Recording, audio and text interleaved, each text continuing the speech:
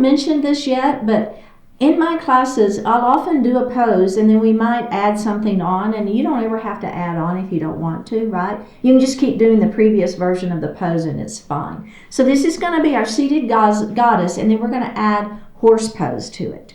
So we're going to start with our feet first. So we'll do a heel, toe, heel, toe. So now my legs are a little bit wide, okay? Let's go ahead and add our goddess arms. We've learned how to do those. We're going to squeeze those shoulder blades behind us.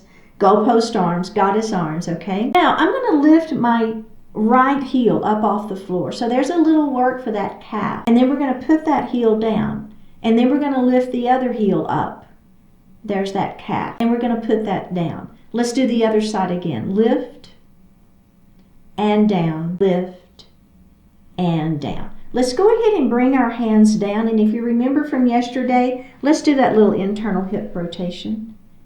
I just like that. You know, we don't internally rotate the hips very much. It's not something that we just naturally think about doing, and it's a good stretch. Okay, so now we're going to bring those knees back open again. We're going to come back to those goddess arms, okay? So lifting up nice and tall. Remember, crown of the head to the ceiling. Squeeze your shoulder blades back behind. Okay, let's start with our left heel. We're going to lift and lower. Right heel lifts and lower. Right heel lift and lower. Left heel lift and lower. One more time. Lift and lower. Lift and lower. Again. Lift and lower. Lift and lower. And let's bring our hands down and do the internal hip rotation.